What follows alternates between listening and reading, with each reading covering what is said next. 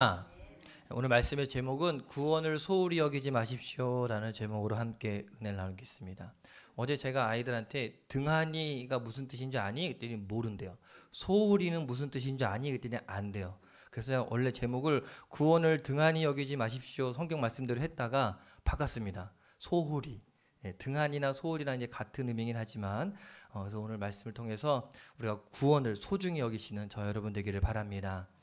미국의 이 중고품 매장에서 어떤 사람이 5,000원에 그림 하나를 샀습니다. 사진 하나 보여주시겠습니까? 요런 그림을 하나 샀어요. 좀 좋아 보여서 이 거실에다가 걸어놨다가 좀 지겨워져 갖고 이 그림을 떼서 옷장에다가 넣어놨다고 합니다. 그렇게 6년을 옷장 속에 방치하고 있다가 어느 날 이 사람이 집안 정리를 하다가 옷장 안에 액자를 보고 이 액자가 누구의 것인지 좀 궁금하기도 하고 해서 액자를 꺼내서 사진을 찍어서 이 페이스북이라는 그 인터넷 소셜에다가 올렸습니다. 근데 이 그림을 알아본 사람이 이 그림은 유명한 작가의 그림입니다. 그래서 이 그림을 팔으라고 연락이 왔대요. 그래서 이 작품을 이제 경매에 내놓으려고 하는데 이 값어치가 2억에서 3억 5천만 원의 값어치가 있다고 합니다. 최근에 있었던 일입니다. 놀랍지 않습니까? 5천 원 주고 샀는데 얼마에 판다고요? 2억 5천. 이 값어치를 모르면 옷장 안에서 6년 동안 썩어 있던 이 그림이 값어치를 알게 되니까 이 2억에서 3억 가까이 되는 아주 귀한 작품이 된 것입니다. 그리고 우리는 예수 그리스도로 말미암아 아주 귀중한 구원을 얻었습니다. 그런데 그 구원의 가치를 모르고 소홀히 여기는 사람들이 있습니다. 마치 이 그림을 옷장 안에 넣어놓은 것처럼 우리도 그 구원의 가치를 옷장 안에 넣어놓고 소홀히 여기고 있지는 않습니까? 히브리서가 기록된 당시에 이런 일이 벌어졌습니다. 그 당시에 예수님을 믿는다는 이유로 많은 유대인 그리스도인들이 핍박을 당했습니다. 그러다 보니 그 박해를 견디다 못해서 예수님을 떠나고 주님을 떠나고 다시 유대교로 돌아가는 사람들이 많이 생겨나는 안타까운 일이 벌어졌습니다. 히브리서는 그런 급박한 상황에 박해를 받는 유대인 그리스도인들에게 우리가 믿는 예수님이 누구신지, 또 우리가 받은 구원이 얼마나 소중한지, 왜 박해를 받으면서도 예수님만은 절대로 포기해서는 안 되는지 아주 자세하게 알려주고 있습니다. 자, 여러분에게 물어보고 싶습니다. 혹시 예수 믿는 사람이 나 이제 예수 안 믿어 이런 말 할 수 있을까요? 한번 예수님 믿었던 사람이 나중에 나 이제 예수님 안 믿어 라고 떠날 수 있을까요? 이게 가능한 일일까요? 여러분 같으면 어떻게 하시겠습니까? 다 예수님 믿으시잖아요. 제가 노인정 가서 얘기하고 있는 거 아니잖아요. 그죠? 예수님 다 믿으시죠? 근데 나중에 혹시나 여러분 같으면 나 예수님 이제 안 믿어 그렇게 얘기할 수 있겠습니까? 절대 안 되죠. 절대 안 된다고 단호하게 우리 장석훈 집사님 단호하게 말씀하셨어요. 결코 그럴 수 없습니다. 우리가 받은 구원이 얼마나 큰 은혜인데 그 구원을 포기하고 예수님을 떠나겠습니까? 그런데 당시 유대인 그리스도인 중에는 그런 사람이 일어난다는 것이었어요. 그래서 이 히브리서 저자가 이런 사실을 좀 주의 깊게 살펴보고 사람들이 왜 예수님을 떠날까, 왜 교회를 떠날까 그렇게 좀 살펴보니까 이거 단순히 박해 때문에 핍박 때문에 예수님을 떠난 것이 아니라 실상은 예수님의 십자가의 복음을 제대로 알지 못했기 때문에 우리가 얻은 구원이 얼마나 소중한지를 잘 몰랐기 때문에 떠난다는 겁니다. 최근에 제가 충격적인 사실 하나 알았는데 동탄에서 제가 사역을 할 때 아주 친하게 지내던 집사님이 계셨어요. 꽃꽂이도 하시고 근데 약간 좀 푼숙기가 있긴 하셨는데 굉장히 저희랑 친하게 지내고 강단 꽃꽂이를 매주 하시고 꽃집도 차려서 하시고 이쁜 거 좋아하시고 했던 분인데 얼마 전에 이 페이스북 소셜에 보니까 이분이 무당이 됐어요. 깜짝 놀랐어요. 근데 제가 그 원인을 이렇게 생각해 보니까 이분이 교회에 나오는 재미가 뭐냐면 꽃꽂이 하는 재미 나왔어요. 그러니까 예수 그리스도의 구원에 확신이 없어요. 복음에 확신이 없어서 제가 전도사니까 그때 그래서 같이 얘기하고 했는데 그런 얘기 신앙적인 얘기를 하면은 별로 안 듣고 하는데 꽃 얘기하면 그렇게 좋아하고 목사님 이거 새로운 꽃이에요. 얼마나 이뻐요. 이런 얘기만 하길 좋아하던 사람이었어요. 그러니까 교회에 나오는 목적이 예수님 때문이 아니라 예수님을 만난 것이 아니라 그냥 꽃 때문에 하니까 이분이 무당이 돼갖고 무당집 차려갖고 그렇게 너무나 충격이었어요. 그래서 이런 일들이 가능한 이유는 딱 하나입니다. 예수님을 제대로 믿지 않았기 때문에, 십자가의 복음을 제대로 영접하지 않았기 때문에. 여러분, 예수님이 진짜 누군지 알고 예수님을 우리 안에 모신 사람은 결코 예수님을 떠날 수 없습니다. 그래서 히브리서 저자는 1절에서 이렇게 말합니다. 같이 한번 읽어볼까요? 시작. 그러므로 우리는 들은 것에 더욱 유념함으로 우리가 흘러 떠내려가지 않도록 함이 마땅하니라. 여기 보니까 우리는 들은 것에 더욱 유념함이라 라고 얘기해 있거든요. 이게 무슨 뜻일까? 우리가 들은 것, 뭘 들었어요? 십자가의 복음. 근데 이 복음은 그의 제자들과 수많은 증인들을 통해서 우리에게 들려진 겁니다. 여러분들은 누구한테 들었습니까? 처음부터 성경책 보시다가 혹시 교회 나오신 분 계십니까? 어느 누군가가 이 복음을 흘려보내고 들려줬기 때문에 우리가 그 듣고 복음을 영접한 것입니다. 그렇기 때문에 이 십자가의 복음에 더욱 유념해서, 다시 말한다면 복음을 굳게 붙잡아서 흘러 떠내려가지 않도록 해야 된다. 그래서 제가 원어를 찾아봤더니 흘러 떠내려간다는 말을 헬라어로 파라루벤이라는 단어를 씁니다. 이 단어는요, 반지가 손가락에서 빠져나온다라는 뜻이거든요. 반지가 언제 빠져나갑니까? 저는 결혼했거든요. 근데 반지를 안 껴요. 왜냐면 이 반지를 끼면 좀 불편해서. 근데 이게 반지는 보통 비싼 거 끼잖아요. 진짜 금, 진짜 이렇게 도금된 거라 해도. 근데 반지가 헐거워서 이렇게 빠져나간다면 얼마나 속상하겠어요. 그렇죠? 그래서 어떻게 해요? 안 빠져나가게 꼭 맞게 끼고, 또 다른 데 가게 되면 빼놓고 가기도 하고 합니다. 근데 귀한 결혼 반지가 내가 정말 소홀히 여겨서 손가락에서 쏙 빠져나간다면 그것만큼 속상한 것은 없습니다. 근데 마찬가지로 그런 의미로 복음을 쏙 빠져나가는 것처럼 흘려보내면 안 된다는 겁니다. 내가 들은 복음을 꼭 붙잡아라.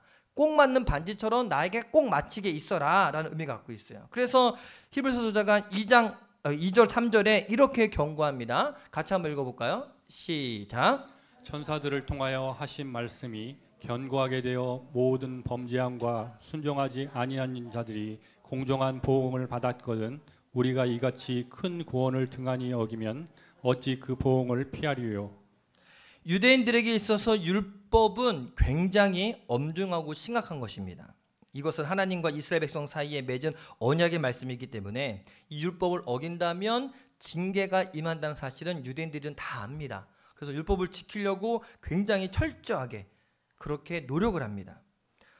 그런데 이 하나님의 아들이신 그리스도 예수께서 우리에게 직접 가져다 주신 이 복음을 등한히 여긴다면, 율법을 안 지켜도 큰 벌을 받는데 하나님의 아들 예수님이 직접 전해준 복음을 등한시 여기고 소홀히 여긴다면 하나님의 심판 당연히 받지 않겠습니까? 여러분, 구원의 반대는 뭘까요? 심판입니다. 멸망입니다. 복음을 거절하고 예수를 믿지 않으면 지옥의 심판을 받을 수밖에 없습니다. 예수님만이 유일한 구원자이기 때문에. 그런 구원의 자리에 있다가 예수님을 버리고 떠난다면 그것만큼 안타까운 일은 없습니다. 그래서 히브리서 저자가 아까 제가 노란 글씨로 되어 있는, 다시 한번 보여주시겠어요? 우리가 이같이 큰 구원을 등한히 여기면 그 어찌 그 보응을 피하리요. 경고하고 있습니다. 여기서 이 큰 구원을 등한히 여긴다. 그냥 구원이라고 하지 않고 큰 구원이라고 이야기합니다. 그러면 여러분, 작은 구원도 있을까요? 이게 의미를 잘 아셔야 되거든요. 히브리서의 이제 좀 독특한 표현이기도 하는데, 여기서 크다는 이 크고 작음이 아니라, 그래서 개역 개정 말고 이제 새번역 번역에 보면 이거를 뭐라고 하면 소중한, 귀중한 구원. 그러니까 큰이라는 의미가 크다 작 의미가 아니라 나에게 베풀어 주신 아주 좋은, 아주 귀중한 구원이라는 의미가 담겨져 있습니다. 여러분, 이 구원을 소홀히 여기면, 다시 말하면 우리가 얻은 구원이 얼마나 귀중한지 모르기 때문에 결국 예수님을 떠나게 된 그 그리스도인들이 생기게 되었다는 겁니다. 혹시 여러분은 어떻습니까? 예수 그리스도에 대한 복음에 대한 그 구원을 소중히 여기고 있습니까? 가장 소중히 여기십니까? 우리가 오늘 말씀을 통해서 두 가지 중요한 사실을 좀 기억하게 되기 바랍니다. 첫째는 우리가 얻은 구원이 얼마나 소중한 것인가. 둘째는 그 구원을 소홀히 여기는 것이 얼마나 어리석은 일인가. 무엇보다 먼저 우리가 이 얻은 구원이 얼마나 소중한 것을 좀 깨닫게 되길 바랍니다. 3절에 보니까 얻은 구원을 이같이 큰 구원이다 라고 이야기를 해요. 성경이 말하는 큰 구원이란 무엇일까? 여러분, 구원 하면 뭐가 생각나십니까? 구원 언제 봤습니까?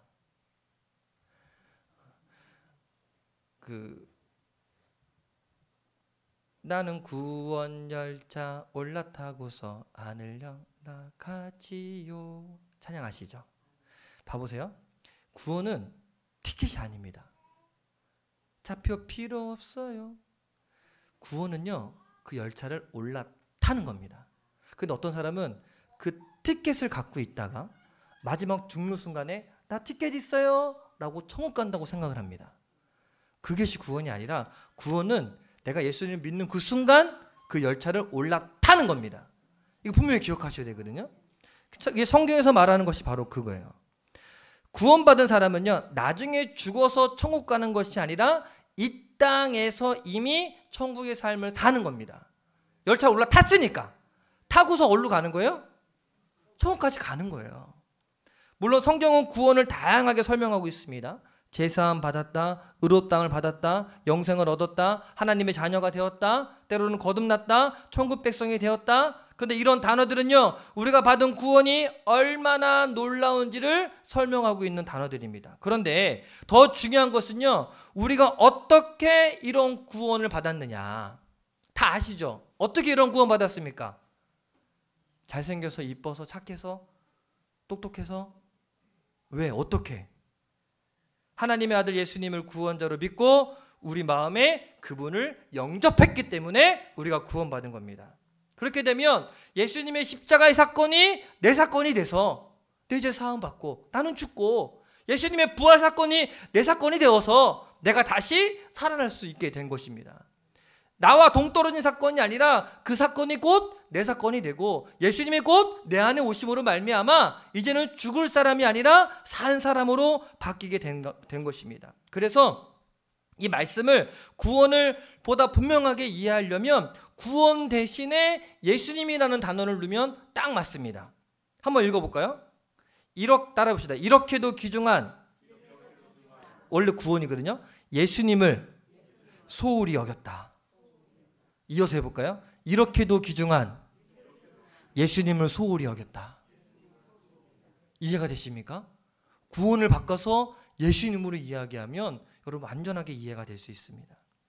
히브리서에서는요, 예수 그리스도로 구원받는 것 얼마나 귀중한지, 그 구원이 얼마나 확실하고 완벽한 것인지에 대해서 이 3절, 4절에 아주 확실하게 이야기합니다. 같이 한번 읽어볼까요? 시작. 이 구원은 처음에 주로 말씀하신 바요 들은 자들이 우리에게 확증한 바니 하나님도 표적들과 기사들과 여러 가지 능력과 및 자기의 뜻을 따라 성령이 나누어 주신 것으로서 그들과 함께 증언하셨느니라. 여기에 보니까 이 큰 구원은 처음에 누가 얘기했다? 주님께서 말씀하신 것이다. 옛적의 조상들에게 선지자로 말씀하시던 하나님이 오늘날 마지막에 아들로 예수님으로 직접 말씀하게 하셨어요. 선지자가 아니라 예수님이 말씀하게 하셨다. 그리고 나서 예수님께서 말씀하시고 그 말씀대로 십자가 못 박혀 죽으시고 부활하시고 부활 승천하셨어요. 그리고 이제 예수님 없어 이 땅에. 그래서 누가 증언하느냐? 그 장면을 목격한 예수님 제자들이 그 말을 증언하는 거예요. 근데 히브리서가 기록된 당시에는 그 제자들이 살아있었을까요? 죽었을까요? 살아있었어요. 그들이 살아있었어요, 제자들이. 그러니까 살아있는 사람들이 직접 내가 본 거를 증언하니까 어때요? 내가 본 거를 말하는 거예요. 한 사람이 아니라 12명의 제자들이 다 똑같은 이야기들을 증거로 이야기를 하고 있는 겁니다. 하신들이 귀로 듣고 눈으로 보고 몸으로 체험했던 것들을 확증합니다. 어떻게 안 믿을 수가 있겠습니까? 그뿐만이 아니라 그 제자들의 증언뿐만 아니라 그 제자들의 증언을 뒷받침해 주는 것이 있는데 바로 그게 무엇이냐? 바로 하나님입니다. 하나님이 표적과 기사들로 여러 가지 능력으로 제자들의 그 증언을 확증해 줍니다. 사도행전에 보면 제자들이 행한 놀라운 표적과 기사들의 능력이 거기 기록되어 있어요. 베드로와 요한이 성전에 들어가면서 미문에 앉아있는 안진뱅이를 예수 그리스도의 이름으로 이렇게 세웠어요. 이 안진뱅이는 나면서부터 안진뱅이에요.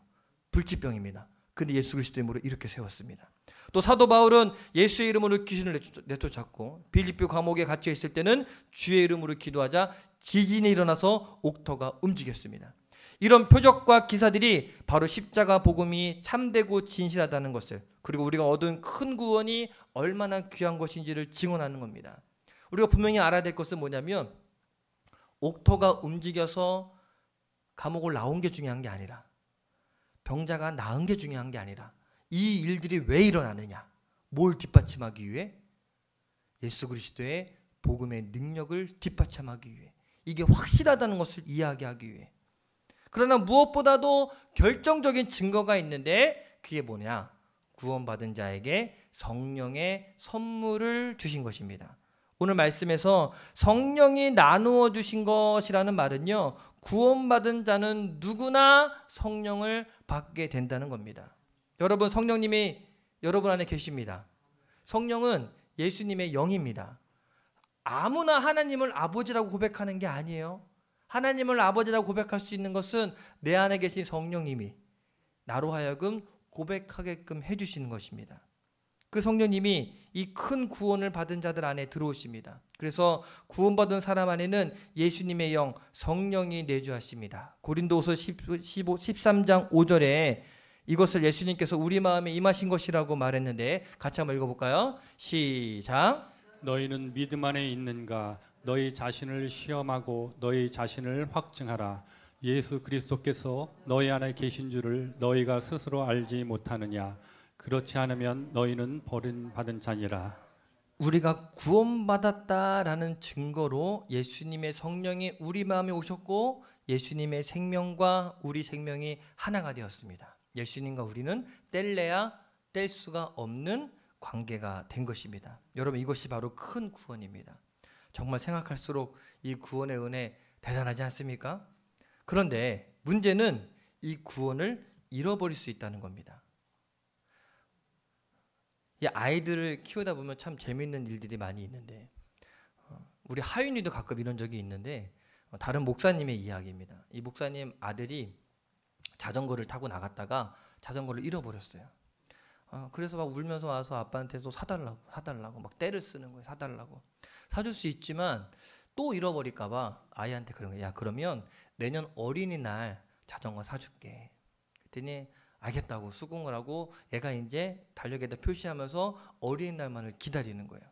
근데 아빠하고 손을 잡고 이제 시내에 나갔다가 뽑기 있잖아요. 100원 넣고 이렇게 돌려갖고 나오는 장난감을 뽑는 이 뽑기를 발견한 거예요.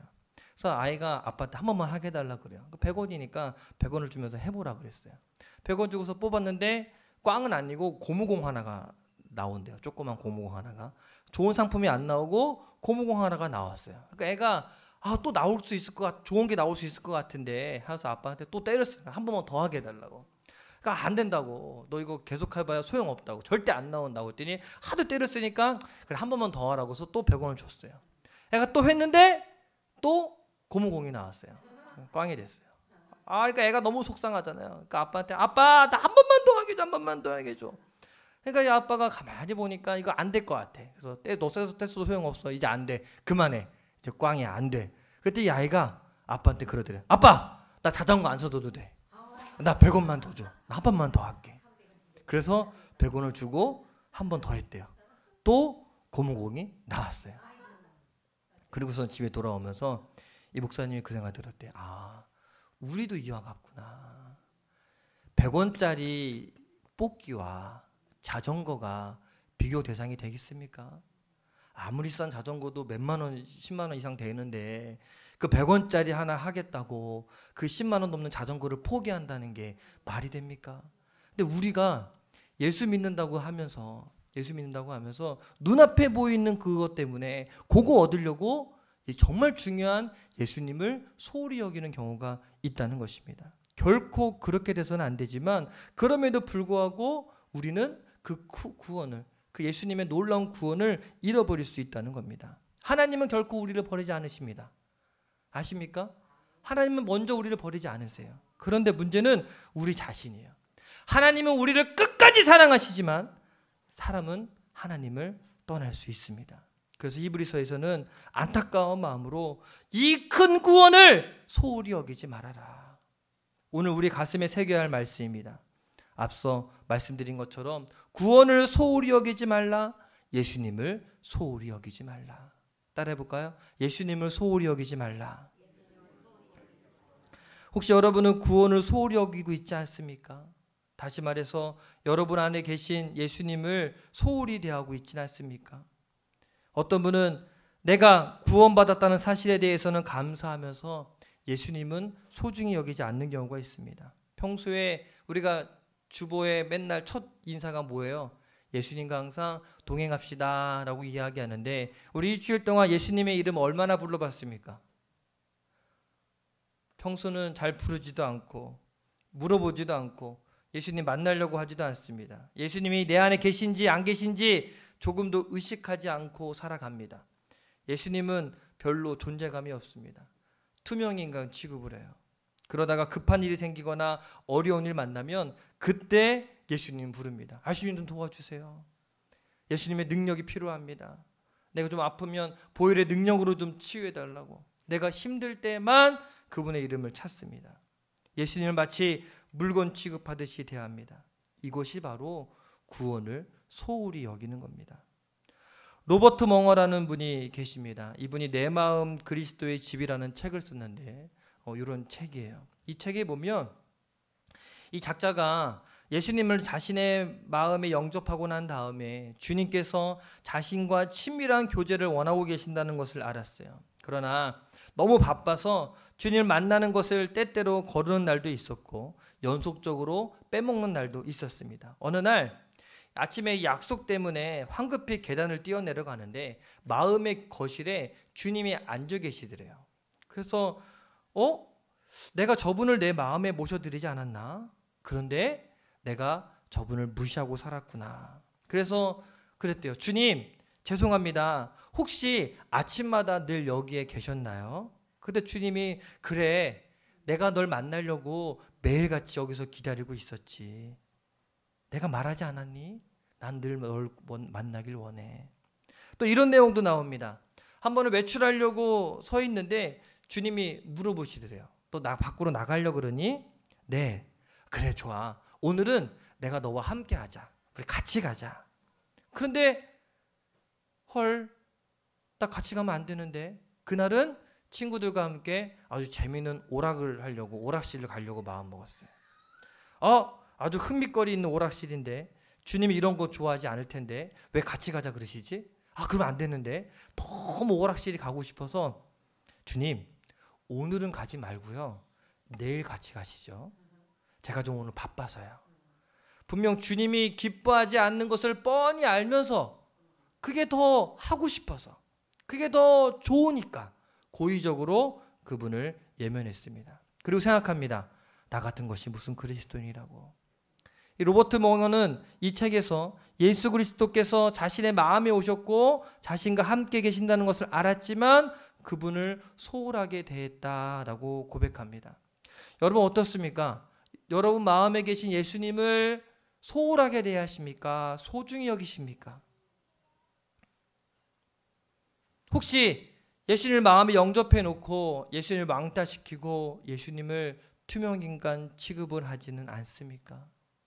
저는 친구 장례식장 갔다가 제가 뭐 간증한 적이 있지만 이 마음을 정말 많이 느꼈어요. 친구 아버지가 돌아가셨다 그래서 제가 그날 밤에 소식을 듣고 부랴부랴 갔어요.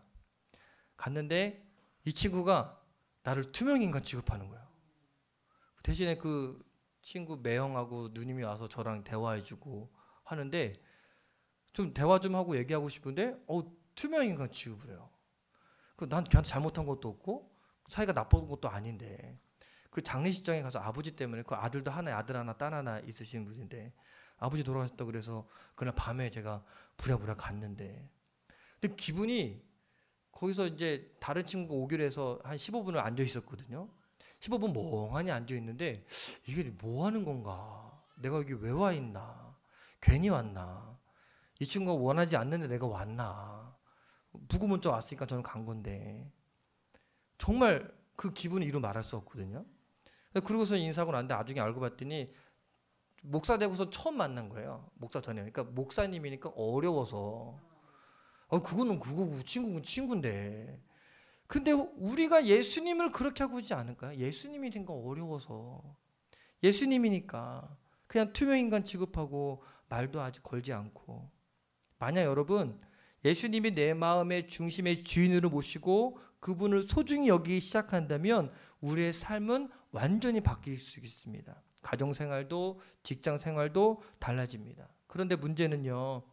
예수님 믿는다고 하면서 삶이 바뀌지 않는 분들이 있다는 겁니다. 여러분 예수 믿기 전과 예수 믿은 다음에 삶이 바뀌셨습니까? 똑같습니까? 요한계시록 3장 1절에 보면 예수님이 사대교회를 향해서 살았다 하는 이름을 가졌으나 죽은 자라고 책망하십니다. 그리고 만약 회개하지 않으면 내가 도둑같이 이를 것이다 라고 이야기해요. 여러분 도둑은 왜 옵니까 집에? 도와주러? 근데 예수님이 도둑같이 오신대요. 좋은 의미예요? 안 좋은 의미예요? 안 좋은 의미거든요. 뺏어간다는 거예요. 우리 거를 다 뺏어가라고 오신다는 겁니다. 다 빼앗아 버린다는 겁니다. 그들이 누리고 있는 거 다 뺏어 버린대요. 사대교회 성도들이 어떻게 신앙생활을 했길래 주님은 도둑같이 그들에게 이르겠다고 했을까? 3장 2절에 그게 분명하게 나옵니다. 요한계시록 3장 2절 같이 한번 읽어볼까요? 시작.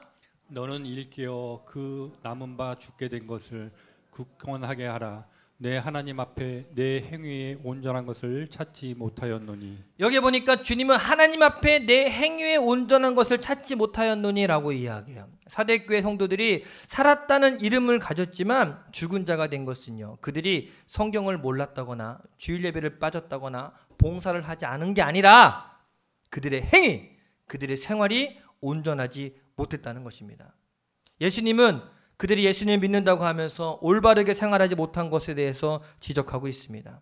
예수님을 구원자로 영접하고 교회는 잘 다니지만 가정에서 생활하는 것이나 직장 생활이 하나도 변하지 않았다는 것입니다. 예수 믿기 전에 술 좋아하고 게임 좋아하고 사람 어울리는 거 좋아하다가 예수 믿으면 원래 그거 다 싫어지게 되거든요. 근데 여전히 그걸 즐기고 있고 하나도 변하지 않는다는 겁니다.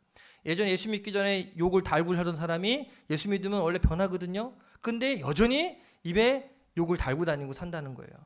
예수 믿기 전에는 부부싸움을 맨날 했어요. 근데 예수 믿고 나면 싸울 일이 없어야 되는데, 여러분 생각해 보세요. 집에 손님이 왔어요. 아주 귀중한 손님이 왔어요. 부부싸움 해요, 안 해요? 할 일도 안 해요. 싸웠다고 해도 친한 척해요. 말 안 하고 일주일 지나다가 손님 오면 말해요. 왜? 그 손님 때문에. 근데 여러분 안에 예수님이 계시는데 여전히 내가 화를 내고 그 예수님 앞에서 여전히 범죄하고 있다면 예수님을 소중히 여기는 겁니까? 소홀히 여기는 겁니까? 그래서 아이들이 이야기하잖아요. 엄마 아빠 교회 다니는데 변한 거 하나도 없어. 예수 믿고도 여전히 돈이 좋고 여전히 놀 생각하고 기도는 잘하고 봉사도 잘하는데 가정에서는 엉망이고 가족들에게 인정받지 못하고 직장생활에서는 선한 영향력을 끼치지 못하고 이런 사람들은요 구원을 소홀히 여기고 사는 것입니다. 여러분 예수님을 소중히 여깁시다. 구원을 소중히 여깁시다. 그러면은 예수님으로 말미암아 우리 삶은 바뀔 수밖에 없습니다. 그럼 혹시 예수님 만나기를 나중에 이제 처음 가면 예수님 만나잖아요. 근데 우리 마음에 계시지만 만났을 때 그 만남이 기대가 되고 기쁨이 되십니까? 아니면 만남이 두려움이 되십니까? 나 죄진 거 다 걸리면 어떡하지? 라는 두려움이 크십니까? 아니면 빨리 만나고 싶어 라는 이 기대감이 있으십니까? 아니면 혹시 나는 예수님을 아는데 너 누구니? 라고 할까 이런 두려움이 있으십니까? 여러분 제가 분명히 말씀드리지만 지옥은 어떤 사람이 갈까요? 지옥은 우리 김선임 권사님 답을 얘기했는데 지옥은 죄인이 가는 곳이 아닙니다. 죄인도 천국 갑니다. 지옥은 예수님 모르는 사람이 가는 곳입니다. 예수님 만나기가 겁나는 사람이 지옥 가는 것입니다. 성경적인 거예요. 죄인이라 하더라도 죄를 회개하고 예수님 믿으면 천국 갑니다. 그러나 아무리 땅에 선하게 살아도 예수님을 만나지 못했다면, 예수님 믿지 못했다면 그 사람은 구원받을 수가 없습니다. 만약 그런 분 없겠지만 지옥 가고 싶으신 분은 예수님과 아무 상관없이 사시면 됩니다. 예수님 없는 것처럼 사시면 됩니다. 그러면 그냥 자동으로 지옥 갈 수 있어요. 그러실래요? 아니면 예수님과 함께 손잡고 행복하게 동행하시다가 행복한 삶을 살다가 주님과 함께 천국에서 만나시겠습니까? 어떻게 하실래요? 성경에 이렇게 이야기해요. 그냥 먹고 마시고 시집가고 장가가고 사고 팔고 여행 다니고 욕하고 싸우고 자기 좋은 대로 살면 그 사람 지옥 간다. 여러분 구원이란 예수님과 내가 한 생명이 된 것입니다. 예수님이 우리 안에 들어오셔서 우리와 영원히 함께하는 것입니다. 예수님을 내 마음에 모시고 예수님을 의지하고 살아가면 핍박이 와도 두려울 것이 없고 병들고 실패해도 좌절하지 않습니다. 예수님께서 나를 붙잡아 주시기 때문에. 혹시 여러분 구원 이제는 소중히 여기실 마음이 되셨습니까? 예수님에 대해서 무관심하지 말고 이제 내 안에 예수님과 좀 대화 좀 하시고 많은 관심을 가져야겠다라는 다짐을 가지셨습니까? 혹시 천국을 잃어버린 채 이 땅의 일에만 관심을 가지고 있다면 여러분 회개하시고 그렇게 하지 맙시다. 마치 자전거 포기하고 100원짜리 뽑기하는 어린아이와 똑같습니다. 그것은 구원을 소홀히 여기는 것입니다. 이제 우리는 그 큰 구원을 소중히 여기고 예수님을 더 깊이 알아가는 저 여러분 되길 주님의 이름으로 간절히 축원합니다. 그래서 오늘 한 주간 살아갈 때 한번 예수님과 대화해 보세요. 그냥 손 모으고 눈 모으고 이런 기도가 아니라 늘 대화해 보세요. 아침에 시작하면서 주님 오늘 하루도 나에게 허락하셨으니 나와 함께 해주세요. 주님 나 오늘 잘하고 있죠? 나 오늘 어때요? 이렇게 물어보도 보고 그러면 마음에 말씀도 해주시거든요. 우리 한 주 동안 주님과 한번 대화해 봅시다. 예수님 투명인간 취급하지 마시고 내 안에 계신 예수님과 함께 대화하면서 함께 동행하는 귀한 한 주간 되시기를 간절히 바랍니다. 우리 같이 찬양할 때